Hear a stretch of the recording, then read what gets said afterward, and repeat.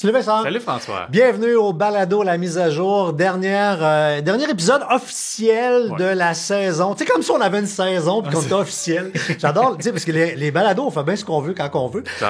Fait qu'on est là, les amis, pour vous jaser. On va revenir cet été quand on aura de quoi vous dire. Puis, sporadiquement, essentiellement. Ce sera juste plus de façon hebdomadaire, mais sporadiquement, on va revenir. Mes premiers coachs en radio, j'étais à la radio musicale, me disaient, quand t'as rien à dire, c'est de ferme la gueule. Oui. Fait que voilà, puis l'actualité va être plus légère, puis on va avoir les vacances et compagnie. Mais cette semaine, un menu assez chargé.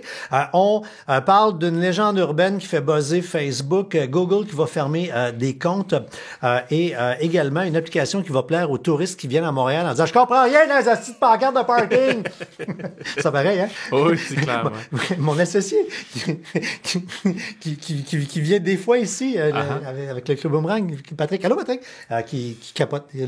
On va y mettre l'application dans son téléphone. Alors voilà. Et avant de commencer, un merci à notre commanditaire. Oui, merci encore une fois Best Buy d'avoir commandité ce nouvel épisode du balado de la mise à jour. On en a parlé, l'été s'en vient. Mais justement, eux ont des soldes d'été sur plusieurs articles. Également, la fête des pères qui s'en vient justement pour en profiter, se trouver sur des soldes, mais également vont débarquer aussi leurs fameuses suggestions de cadeaux. Un peu le même principe qu'on a vu pour la fête des mères. Donc, on va y retrouver des suggestions de cadeaux à 50, 100, 200, 400 $ pour faire plaisir au papa techno. Cool, absolument. Et Club Boomerang, j'en faisais allusion tantôt, là, boomerang.club, c'est un site Internet qui est un site de remise en argent. Tu vas là, c'est gratis, tu deviens membre. Puis quand tu fais simplement cliquer sur les logos, là, Simons et compagnie, tu te ramasses sur les boutiques en ligne des marchands que t'aimes, puis tu as des remises en argent. Il reste des ordinateurs parce qu'ils en ont reçu un lot incommensurable, des ordi à 250 $. 245 $, c'est un coup que la remise en argent a été faite. Cliquez sur nos... En passant de tout ce qu'on vous dit, commencez pas à googler, pas à chercher à l'envers, puis dans la plateforme sur laquelle vous nous regardez, vous nous écoutez, il y a une chronique qui résume tout ce qu'on vous jase avec tous les hyperliens et compagnie, puis une section à coupon rabais sur le site web du Club Boomerang. Je fais une parenthèse, juste une expérience personnelle. Peut-être que les gens ne l'utilisent pas nécessairement comme ça, Boomerang, mais c'est drôle parce que je me suis retrouvé à devoir aller, mais j'étais allé chez Old Navy pour garder du linge pour ma petite. Puis j'allais voir, hey, Club Boomerang, on a-tu déjà une remise sur Old Navy? Oui, on a 3%. Et là, de me dire, OK, je sais ce que je veux. Je vais l'acheter par le Club Boomerang. Je vais faire ramassage en magasin. Ben oui. J'allais continuer à faire mon magasinage. Je suis revenu 1 heure plus tard, ma commande était prête. J'ai eu mon 3%. T'avais reçu? OK, son sacoche, t'as reçu ta livraison. Tu l'auras peut-être pas toujours quand t'es dans le centre d'achat. Non, c'est ça, mais là, j'ai fait ramassage en magasin parce que je savais qu'il avait en inventaire. Je l'ai vu devant moi. Puis ça a pris 1 heure le temps de faire mon magasinage. Puis j'ai eu mon 3% comme ça. Fait que c'est ça, à coup de 3, 4, 5% à gauche, à droite. Voilà. Alors, voilà, c'est parti pour le balado.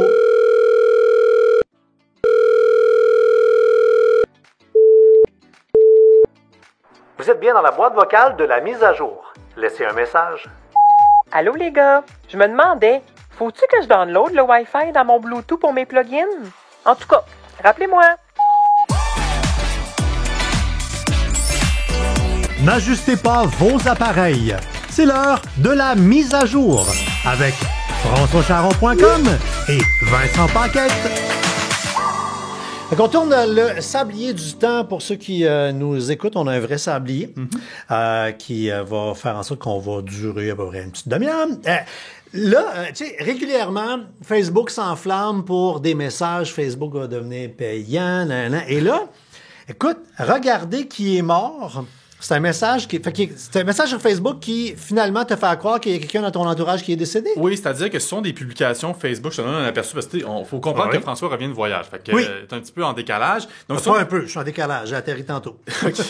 C'est donc des publications qu'on nous fait croire qu'il y a eu un accident. Donc, c'est vraiment comme une vidéo dans un où on est marqué « Regardez qui est mort dans un accident. Je pense que vous le connaissez. Je suis désolé. » Donc, ça se promène sur Facebook. Ben oui, puis là, tu vois un accident de char, des pompiers, police, une scène. Là. Ça se promène aussi sur Messenger. Et c'est sur Messenger, je pense que le risque est plus grand parce que ça vient d'un ami qui t'envoie ça. Donc, tu penses que c'est vrai, tu cliques là-dessus. L'ami infecté qui avait un mot de passe de mort. Exact, c'est ça. Parce que c'est ça le problème. C'est-à-dire que la mesure où tu cliques là-dessus, ça va chercher à infecter ton appareil, mais également, tu vas tomber sur une fausse page de connexion Facebook. Et comme tu l'as dit, là, après ça, tu rentres tes informations, ça tombe dans les mains du pirate. Et là, c'est à partir de ce moment-là que eux peuvent partager ça à tous nos contacts. Puis à ceux qui disent, oh, on me ferait jamais poigner là-dedans. Ces écrans-là, si le contenu est bien fait, puis le contenu que je vois là est vraiment bien fait.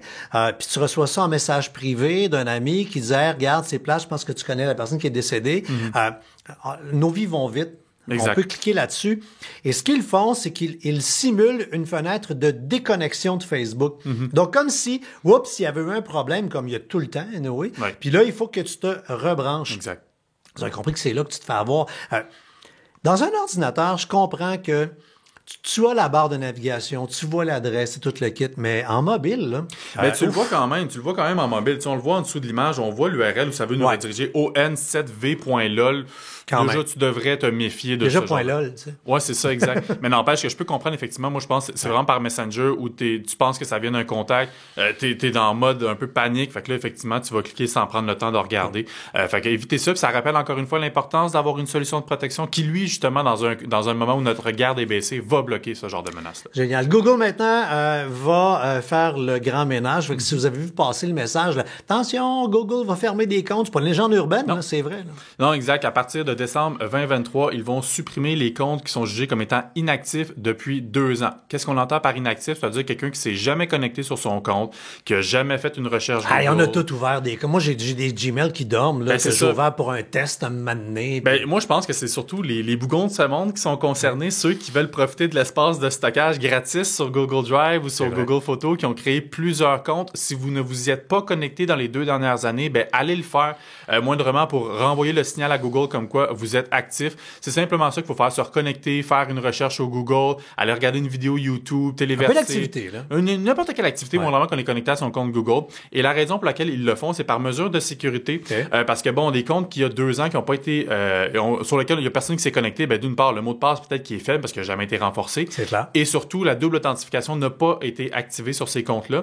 Donc, ce sont des comptes qui sont en proie aux pirates informatiques qui, après ça, eux, peuvent les utiliser pour envoyer des Gmail, pour envoyer des vidéos YouTube malveillantes. Donc, c'est par mesure de sécurité. Puis aussi, j'imagine par question de stockage également, de couper des comptes qui sont inactifs. Ça va libérer du serveur chez Google. Cool. J'ai envie d'être chien puis d'être de mauvaise foi pour présenter le prochain sujet. Ben voyons donc, des produits Apple, ça brise jamais. Oh. Fait que ça prend vraiment les réparateurs à l'occasion. Non, sérieusement, c'est que on a fait une chronique qui a eu un certain succès cette semaine sur comment trouver facilement un réparateur, mais certifié pour les produits Apple. Parce qu'on sait que tout l'univers du PC, c'est relativement simple. On est à un beau frère près de faire réparer notre PC. Ouais. Produit Apple, c'est autre chose. Faut travailler avec des gens qui sont certifiés. C'est pas la même affaire. Puis si tu travailles pas avec un certifié puis qui travaille dedans puis quelque chose qui marche pas, après, tu peux avoir de la misère avec Apple. C'est un écosystème, là. Non, exact, c'est ça. C'est les raisons pour lesquelles on va vouloir se tourner vers un réparateur certifié. C'est d'une part pour faire appliquer notre garantie Apple Care. Si on a un Apple Care, vous faites réparer chez quelqu'un qui n'est pas certifié, puis qu'après ça, votre appareil est encore pété, vous retournez chez Apple, ben eux vont faire comme, ben c'est parce que là, clairement, il y a quelqu'un là-dedans qui a joué là-dedans, c'est pas un certifié, fait qu'on respecte plus la garantie. Parce que toi, c'est comme une voiture. T'as une GM, peu importe. T'es sur garantie, tu vas pas voir Roger sur le coin de la rue, là. Exact. Puis quand on fait affaire avec un réparateur certifié, ben on est sûr d'avoir des pièces qui sont certifiées par Apple, puis également le réparateur qui est obligé de respecter la confidentialité des données personnelles. Seulement, quand notre appareil est brisé, qu'est-ce que le réflexe qu'on va avoir? C'est aller sur Google, iPhone brisé, iPad pété. On ne sait pas nécessairement qui est un réparateur certifié. Or, le meilleur moyen de le savoir, c'est de télécharger au préalable sur son appareil l'application Assistance Apple. C'est une application qui est conçue par Apple, qui regorge de conseils pour entretenir nos appareils, mais également, il y a littéralement un onglet « Lieu ». Donc, tu es en mesure de savoir, proche de chez toi. Des pages jaunes de réparateurs. Exactement, mais ceux qui sont certifiés par Apple, tu t'appuies là-dessus et tu peux littéralement prendre rendez-vous pour ton appareil, voir également si celui-ci est encore sous garantie. Bref, c'est la référence lorsque vous avez malheureusement un bris avec votre appareil. Tu sais, parce que le réflexe officiellement, quand tu débarques sur le site d'Apple, la réponse c'est toujours va au Apple Store. Mais tu sais, quand tu restes à Chicoutimi, là, il est un peu loin, l'Apple Store. Ou à Trois-Rivières, où t'es pris entre aller à Montréal ou aller à Québec. Non, mais ça je pas de bon sens, mais c'est super cool. Maintenant, on a remis au goût du jour une chronique qu'on avait fait il y a longtemps. Fallait vraiment la remettre à jour puis la remettre en marché, cette chronique-là, parce que on a vu à quel point il y a plein de monde qui ont été surpris, particulièrement sur mon LinkedIn, où c'est un groupe de gens d'affaires, des gens qui vivent, qui travaillent avec Internet, et un de mes contacts qui est venu me voir, je ne sais plus si c'est en public ou en privé, m'en disant: écoute, François, là, j'en ai appris une. Tu sais, parce que dans la vie, on pense que les affaires simples, tout le monde le sait. Le fameux S du HTTPS. On a tellement vu le S, on a tellement vu le cadenas, que S veut dire sécuriser, le cadenas, c'est la sécurité, que les informations s'en vont de façon sécuritaire. Fait que ton cerveau reptilien retient quoi? Le mot sécurité, sécuritaire. Sauf que, faut se rappeler, c'est quoi à la base le HTTPS? Tous les sites en HTTPS ne sont pas sécuritaires. Parce que c'est quoi le HTTPS? Faut juste comprendre, il y a deux. HTTP, c'est Hypertext Transfer Protocol. C'est la base de l'Internet. On transfère des paquets de texte. Donc, c'est un protocole de transfert de petits paquets de texte. Puis là, n'importe quelle personne avec un peu de talent est capable de voir les petits paquets de texte passer sur Internet. Grosso modo, là, c'est comme si les paquets de texte étaient sur des afficheurs géants que tout le monde pouvait lire les textes qui passent. Tu sais, là, dans les vitrines de magasins, des fois, il y a des, tu sais, le pizza à 99 cents, puis bon, qui tourne. Sur Times Square, que tu verrais toutes les infos. Exactement. Ou les bandeaux déroulants à LCN ou à Radio-Canada. Bon, RD. Le S du HTTPS, c'est simplement dire que l'information va être envoyée de façon sécuritaire. Comment sécuritaire? C'est que ça va être chiffré, encrypté, ce qui fait que on ne verra rien sur les fameux tableaux indicateurs. L'information va passer de ton téléphone, ta tablette, ton ordinateur, vers le serveur du site web en question.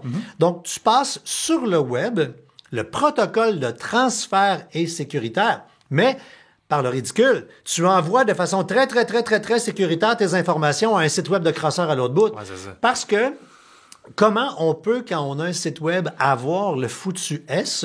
Ben, Let's Encrypt est une solution gratuite qui te permet d'avoir un certificat. Ça prend 15 secondes, tu remplis un formulaire sur le web et tu fais simplement faire chiffrer les informations. Donc, quand il dit « Ah, c'est beau, il y a un S, je peux acheter... » Pantoute. Donc, non, c'est ça, parce que la légende urbaine, c'était la légende urbaine. On disait souvent, si c'est un site HTTP, faites pas confiance. Si ça a un S, faites-y confiance. Mais là, c'est-à-dire que tu ne rentres pas d'informations sensibles sur un site sans S. Exact. Parce que là, ton adresse, ta carte de crédit passerait sur le fameux billboard à Times Square. Ouais. Tu veux pas. Mais non. Mais c'est pas parce qu'il y a un S que c'est nécessairement sécuritaire. Non, voilà. même je pense que Google va le retirer, le cadenas, justement, pour retirer cette fausse impression. Ce qu'ils vont faire, Google, et vous allez le remarquer dans Chrome, c'est qu'on a présentement le petit cadenas à côté.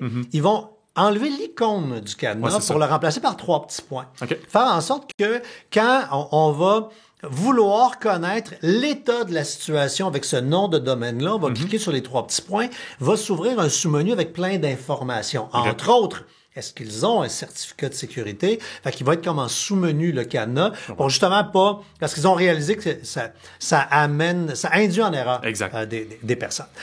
Votre adresse Internet, vous l'avez avec un fournisseur. Adresse courriel. Adresse courriel, pardon, oui. Ben, le pont, on comprend. Je viens de parler comme ma mère. Non, parce que c'est son adresse Internet. Fait que donc, l'adresse courriel, vous l'avez avec votre fournisseur, Bell, Cogeco, Vidéotron et compagnie. Là, la période des déménagements s'en vient. Exact. C'est le temps, là, de pas faire l'erreur de vous réveiller à la dernière minute, parce que je le sais, quand on déménage, au Québec, on est sanguin, hein, on aime ça dire fuck Bell, fuck Vidéotron, fuck Cogeco. Puis là, ben, tout le monde, tu sais, là, tout le monde dit fuck, tu en vas avec l'autre, là, tu sais, je veux dire, ça passe de bleu à jaune-orange, à bleu, puis chez l'indépendant, puis compagnie. En passant, si vous magasinez sur françoischaron.com, il y a un outil pour vous aider à trouver le comparateur de forfait. Un comparateur pour trouver le meilleur forfait Internet. Fait que tu décides, tu t'en vas à la compagnie B. Peut-être chez le A. Mais là, il y a une conséquence parce que peut-être que, oui, on parlait de Gmail tantôt. Vous avez un Gmail, vous avez un Hotmail, un Live, un Yahoo, whatever, comme courriel. Mais vous aviez peut-être votre Bell, votre Vidéotron, votre Cogeco comme adresse courriel, votre Bellnet et compagnie. Ben, vous allez perdre ça, là, en déménageant.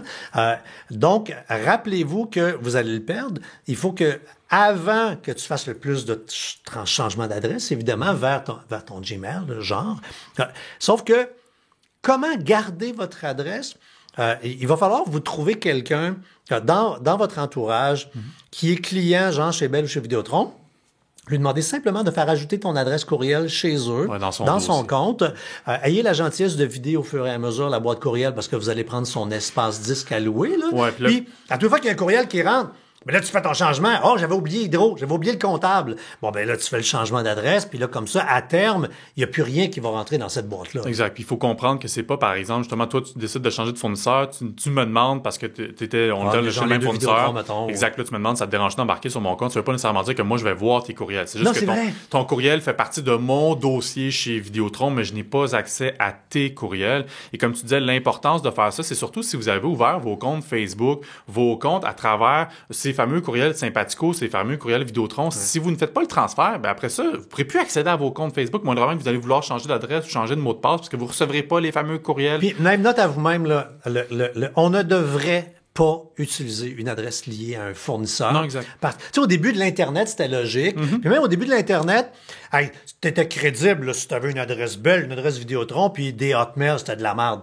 Là, il faut se tourner vers les adresses, justement, les lives, les Outlook, les Gmail, et les conserver toute notre vie, les protéger justement avec la double authentification et compagnie. Et là, après, ça vous donne comme consommateur le pouvoir de sacrer votre camp, et vous en aller quand vous voulez, parce que c'était dans les stratégies des entreprises, justement, de donner des adresses courriels, vous attacher. Je suis convaincu que dans combien de foyers, quand elle ou lui a dit « On crée notre camp, on s'en va », là, attends, là, les adresses courriels, ça sera pas évident, nan. Fait que t'as le sanguin qui veut sacrer son camp, puis t'as le rationnel qui gère le budget, puis qui dit non, ça va être compliqué de s'en aller, alors voilà. Maintenant, si vous regardez le balado sur YouTube, sur Spotify, on est en vidéo également, il n'y a pas que de l'audio sur Spotify. Vous avez peut-être remarqué que mon portable a un design un peu différent. Ce qu'il y a un deuxième écran qui est à côté. Puis moi j'adore ça parce que c'est un écran qui se cache derrière l'écran de ton ordinateur. Exact. Puis quand tu te retrouves, moi particulièrement, j'ai à Abuja, je travaille comme là, on tourne le balado, je pars, je m'en vais dans un congrès pendant 3 jours à Québec. Ben le matin, je vais travailler dans la chambre d'hôtel. Moi, je suis incapable de vraiment être productif sur un portable avec un écran. Ben c'est difficile, ouais. Je m'arrange là, mais tu sais là, 2 écrans c'est minimum. Moi, en tout cas, personnellement, dans ces circonstances-là, je m'arrange pour faire des tâches que je sais que je peux bien les faire à un écran. Ben, je fais de la job où je vaux moins cher de l'heure quand je fais juste du un écran. Là, je peux, quand je suis en déplacement, simplement tirer l'écran qui est caché derrière et là, me retrouver avec un double écran sur mon ordinateur portable. C'est tout simple, il n'y a pas de configuration et vous êtes en audio, là, vous viendrez voir la chronique, là, mais vous êtes en vidéo, regarde, il y a des aimants. Ouais, depuis le début que vous regardez le balado, vous vous demandez pourquoi il y a des aimants sur ton ordi, c'est à cause de ça. C'est ça, c'est des aimants. Après, je fais simplement faire. Puis là, je vais m'aligner, puis regarde, ils se sont mis à la bonne place. Exact. Bingo, c'est réglé. Puis si je veux le fermer, je le ferme. Il y a un petit câble qui fait que je le branche dans le port, soit le USB ou USB-C. Ça part automatique. Tu as 2 écrans, c'est réglé. Tu vas dans la configuration, c'est-à-dire il est à droite, il est à gauche. Puis... C'est tout léger. La qualité de l'écran est plus que correct. Là, c'est un écran de laptop. Là, tu ne pas fou, mais c'est pour faire du texte, pour être plus productif. Moi, j'adore ça. Vraiment, pour vrai, là, c'est... Puis il existe des modèles également. Là, c'est le deuxième écran, mais il existe un modèle pour en avoir 3, donc d'en avoir un de chaque barre. Également, je sais pas ce modèle-ci que tu as, mais je sais qu'il y en a que tu peux littéralement utiliser la base magnétique pour la mettre à plat, puis après ça, mettre ton écran à la verticale. Je pourrais l'avoir en deuxième écran sur le côté, donc à avoir en mode vertical un écran qui est déposé sur Moi, la personnellement, j'aime ça justement quand je travaille à l'étranger, je prends ça à la verticale pour lire des textes ou pour rédiger. Moi, j'aime beaucoup ça. Après, c'est ça. C'est des écrans, par contre, on va se le dire, c'est quand même assez dispendieux. Ouais. Surtout que c'est en US, là, la compagnie, c'est Mobile Pixel. Mais là, si vous êtes vraiment attentif au balado en ce moment même, il faut une promotion du 22 au 29 mai pour le Memorial Day aux États-Unis. Mais il y a souvent des promos sur leur site. Fait que c'est là que c'est à ce moment-là que ça vaut vraiment la peine. Mais ne serait-ce qu'on le dit, le temps, c'est de l'argent. Productivité, vous le rentabilisez aisément. Lorsque vous êtes quelqu'un qui, comme toi, justement, bouger à gauche, à droite, des conférences, tout le tralala, ça vaut vraiment la peine. Puis l'affaire qui est le fun, c'est que quand tu changes de laptop, ben, tu peux garder. Oui, exact. La bête, c'est des petits collants 3M en dessous des aimants, là. Le faites juste quand vous les collez, là, tu sais. Faites pas comme moi en énervé, là. Tu colles ça vite, puis là, finalement, c'était pas droit, c'était pas aligné, là. Fait que tu recolles une deuxième fois, là. Ça prend 30 secondes, mais prenez le 30 secondes pour les coller comme du monde. Hey, on en a parlé en ouverture. Oui. Il y a une application qui a été lancée, qui a demandé un temps fou de travail, parce que ce qu'ils ont fait, c'est que c'est une application qui déchiffre les fameuses affiches de stationnement à Montréal. Les panneaux de signalisation, ouais. Combien de fois, moi, en bon samaritain montréalais, j'ai aidé du monde que tu vois, là, tu fais, OK, ils sont pas de Montréal. Puis des fois, ils sont pas de Montréal, ils sont juste de Longueuil ou de Laval, là. Puis, ou de Saint-Profond, de Ouin-Ouin. Là, tu sais, ils sont dans la rue, ils regardent les affiches, puis ils bougent pas. Tu fais, OK, eux autres, ils comprennent pas. Mais c'est vrai que c'est contradictoire. Pas d'arrêt de telle heure à telle heure, du lundi à lundi. Mais là, en dessous, t'en as un autre avec des vignettes, des oui, des non. T'as des positifs, des négatifs. C'est fou. Fait que là, t'as une application, tu fais simplement pointer, puis ça dit, OK, ouais, tu peux pas. Ouais, c'est ça, exact. Puis moi, je me prenais justement dans le quartier, puis tu sais, je veux dire, j'ai trouvé le panneau qui te dit justement, tu peux pas te parker là. Écoute, c'était comme... Je me disais, chaque panneau, chaque poteau est une caricature. Ben oui, non, c'est ça, exact. Puis je sais que ça a fait beaucoup réagir sur les réseaux sociaux, puis le monde s'attaquait à Valérie Plante, puis le gars, on peut bien l'attaquer si ça vous tente, mais tu sais, je me dis, c'est pas elle aussi... C'était là avant elle. C'était là avant elle. C'est un problème qui est là depuis longtemps à Montréal. Dans toutes les villes. Exact, c'est ça. Donc, application qui est disponible au moment où on parle seulement sur iOS. Ça s'en vient également sur Android. Okay. Il y a un nombre de scans limité. Moi, je dois t'avouer, je me suis amusé. J'ai fait au moins 5-6 scans avant. J'ai jamais eu le pop-up qui me dit, t'as atteint ta limite, faut que tu payes. Parce qu'il y a un forfait, pas mensuel, mais trimensuel, donc aux 3 mois ou un forfait annuel. 3 mois, là, c'est l'été, là. Ouais, c'est ça, pendant 3 mois pour l'été, mais il faut quand même que tu sois quelqu'un qui se déplace souvent en ville. C'est pas tant cher, c'est... Non, je pense que c'est comme 3$ pour 3 mois. Hey, les contraventions frisent le 100$. Ah, c'est exact. C'est 10$ pour l'année, 3$ pour le trimestriel. Donc, si vous êtes quelqu'un qui se promenait souvent à Montréal... Juste le stress. Ben oui, même 10$ pour un an, quand tu te parques à Montréal, dire, je suis à la bonne place, je ne manquerai pas une contravention. Exact. Je faisais allusion à Patrick, m'en a saisi tantôt, là. C'est une vraie joke, là, mais je disais, la quantité de contraventions. Alexandre, qui travaille le programmeur, puis là, qui au développement chez Boomerang, qui a commencé à travailler dans nos bureaux, ça fait à peu près 1 an. Les premiers mois, c'était une joke. Tous les jours, il rentrait avec une nouvelle contravention, puis il disait, j'ai lu les affiches. C'est un ingénieur, tabarnak! non, mais il est pas innocent, là. Ah, non, c'est un ingénieur. Ouais. Écoute, puis... Pas capable de lire les affiches comme du monde, ça lui a coûté une fortune. Fait que son 10$, là, lui, il aurait été content d'avoir ça dans son téléphone. Clairement. OK.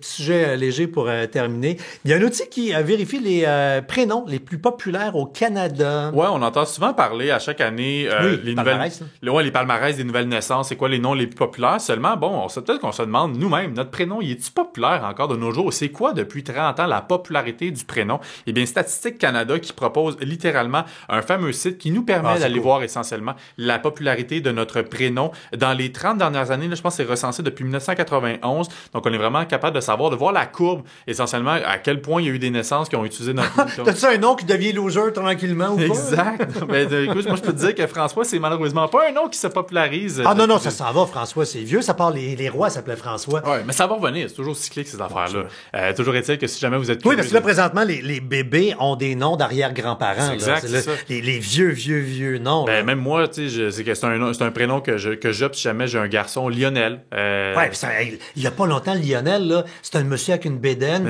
avec une moustache qui sentait le cigare puis le fond de bière. Ben, c'est le prénom de mon grand-père. C'est ça, non, mais c'est ça, mais c'est littéralement. Ouais, absolument. Fait que, tu sais, des Lionel, c'était vieux, mais là, ça a dormi assez longtemps sur la tablette pour redevenir jeune à la mode, hein. Puis là, François, c'est en train de s'en mononchiser tranquillement. Ça va être sa tablette, puis probablement que tes enfants auront peut-être des petits François, là. Peut-être, mais toujours est-il, si ça vous intéresse d'aller voir ça, Statistique Canada, c'est gratuit, c'est plaisant. Ah, c'est long. Oui, puis effectivement, puis là, ça, tu te maniaises. T'es vieux, non? Ben oui, c'est ça. Et on termine avec une application qui est un genre de spotted / sur l'acide. C'est non, mais dans le sens que c'est parce que Spotted sur Facebook, bon, te permet de regrouper ton monde, de faire des trucs, sauf que c'est un genre de Facebook, mais dédié à une communauté. Puis ce sujet-là, il est intéressant, particulièrement si vous vivez en région. Je pense au village de ma belle-mère, le village de ma mère, au fin fond du Témiscamingue. Il y a des milieux de vie qui sont méga dynamiques et qui ne disposent pas d'un moyen global de communication. Parce que la municipalité n'a pas les moyens de mettre une patente. Puis si c'est la municipalité, bien, ça va être la municipalité. Ouais, mais là, les individus entre eux autres, c'est pas ça. Fait que c'est un genre de Facebook local dans lequel tout le monde peut embarquer. Donc, les individus, les organisations, le centre des loisirs, la municipalité, la FEAS, les fermières, envoyez donc tout le monde pour échanger. Fait que c'est un genre de Facebook, c'est un genre de babillard, c'est un calendrier d'événements. Et ce qui est super trippant, c'est que c'est une application qui laisse une place de choix aux marchands locaux. Et dans les villes et villages, si vous nous écoutez en région, vous savez à quel point Christy que c'est important, ces commerçants locaux-là. Le village de ma belle-mère, ils ont perdu leur épicerie il y a 2 ans. Ben là, il faut faire une demi-heure de char pour avoir une pinte de lait, ou presque pas la pinte de lait parce que la station de service en vend. Ben tu sais, t'as un frigo avec des saucisses hot dog puis 2 pintes de lait. Là, c'est pas viable.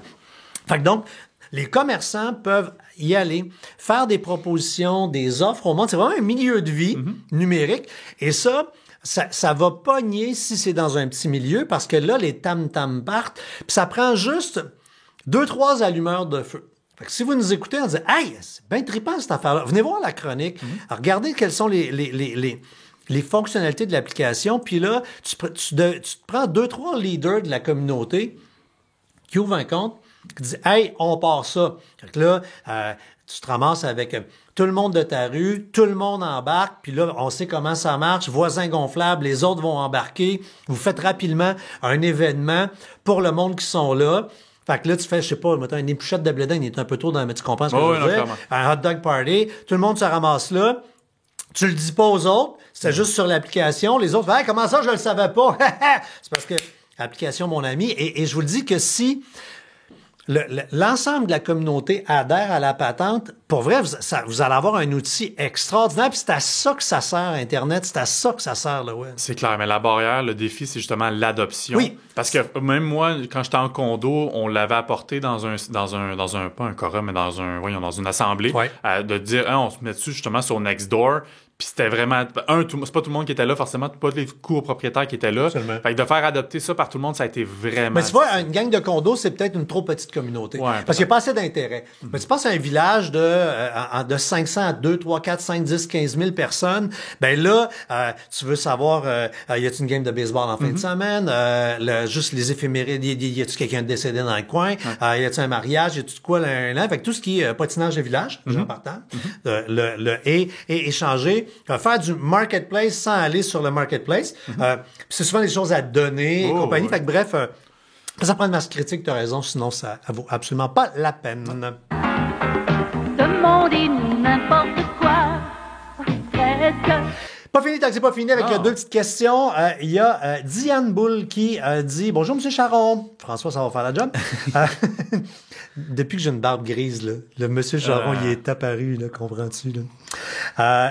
J'ai une question concernant la recherche sur Internet. Chaque fois ou presque que je veux des informations pour un voyage, ça me donne des informations de la France. Le coût est en euros. Moi, ce que je veux, c'est du canadien, pas des coûts en euros, l'information sur les impôts, pas de l'impôt de la France. Je comprends rien. Comment je peux corriger ça? Ben, j'ai l'impression que son Google doit être configuré, dans le fond, pour des résultats de recherche en France. Ouais, hein? On peut littéralement, lorsqu'on est sur Google, qu'on descend, on va dans les paramètres de recherche, on peut déterminer dans quelle région on veut que notre recherche soit effectuée. Parce que les résultats de recherche sont pas les mêmes, justement, qui sont en France, sont au Maroc, sont en Espagne, seulement au Canada.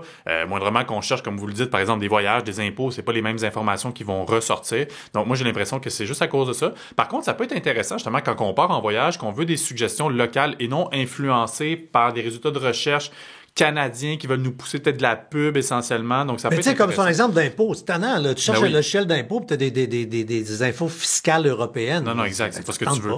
Donc, c'est ça. C'est juste une question, je pense, au niveau des paramètres de recherche sur Google. Tu sais, puis on se faisait la parenthèse avant le balado. On utilise très mal Google. Tu sais, là, c'est drôle parce que là, il y a les robots conversationnels, ChatGPT, puis on est super patient avec eux autres. Puis on dit non, tu me comprends pas. Ce que je voulais te dire, c'est ça. La question, c'est ça. Puis dans Google, on rentre 2 mots pour faire, donne-moi une résultat.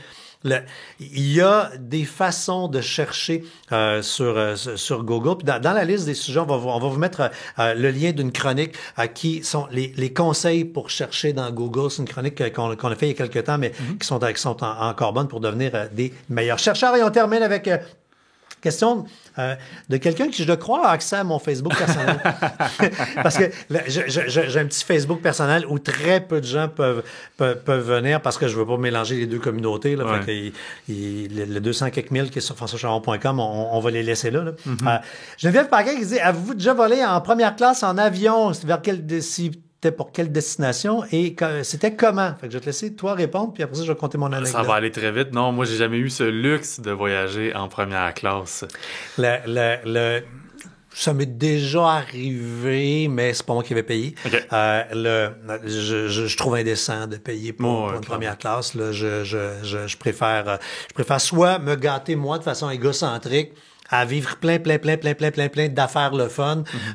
Fait que moi, je me calme sur la chambre d'hôtel, puis je me calme sur le vol, puis vivre des activités, puis des restaurants. Non, clairement. Puis... Moi, je te dirais que la seule fois où j'aurais peut-être pu l'envisager, c'est quand j'étais allé en Nouvelle-Zélande, parce que c'est un vol de comme 14 heures. Là. Oui, mais là, si tu vas sur une maison, là... Non, je sais. Non, mais c'est la seule circonstance, parce que sinon, un vol en Europe de 6 heures, je suis capable de le tolérer ou que ce soit. Absolument. Mais tu le disais, je reviens de voyage, j'étais au Maroc il y a quelques heures. Oui. Puis j'avais beaucoup entendu de bien sur Royal Air Maroc. OK. J'en pense maintenant la même chose que tous leurs clients. On va rester gentil de même. En revenant, on avait puis c'est le propre de trop de compagnies aériennes quand tu vois un petit vol interne.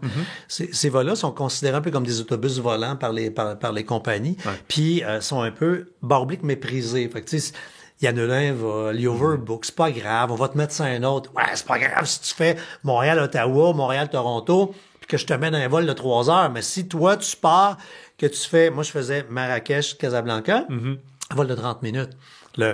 Mais c'est parce que si moi, tu me mets... Puis là, j'arrive, vous êtes en overbooking. Ben non, c'est pas overbooking, tabarnak. J'ai acheté mon billet. Ils nous ont pas envoyé l'avion prévu. C'est un avion plus petit. Sympathique. Ouais, mais moi, je fais quoi? Fait que bref, longue histoire courte, ils finissent par dire, ouais, attendez là-bas dans le coin, puis peut-être que dans une heure... Ouais.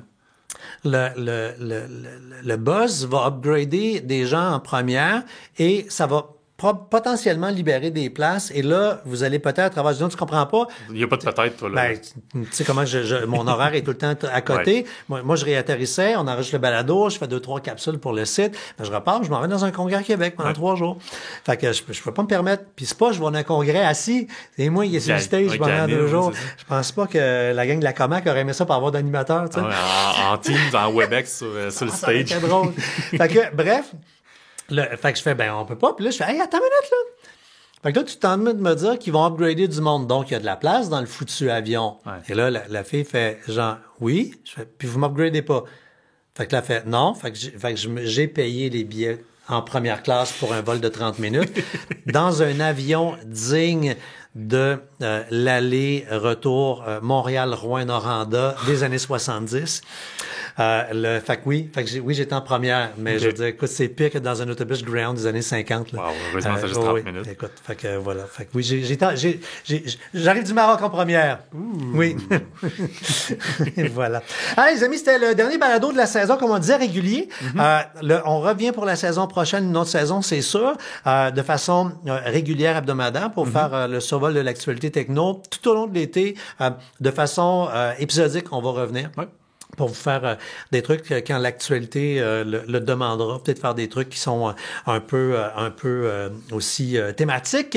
Et on remercie à notre commanditaire de la saison qui est Best Buy, solde d'été. Il fait beau. Vous voulez gâter papa. Pour vrai, allez voir ne serait-ce que pour vous inspirer. Ils font vraiment un super bon job, divisé par budget, les suggestions cadeaux. Puis il y a vraiment une bonne job de recherchiste. C'est pas juste du OK, on met des cadeaux. Non, c'est surprenant, des belles idées. Puis le Club Boomerang, pour magasiner, boomerang.club, pour avoir un pourcentage de vos achats qui reviennent dans vos poches. Monsieur, à la prochaine. Bye.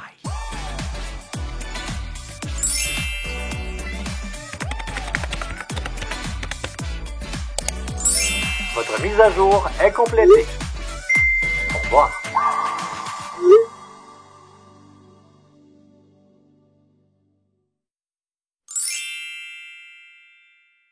Un balado synonyme média.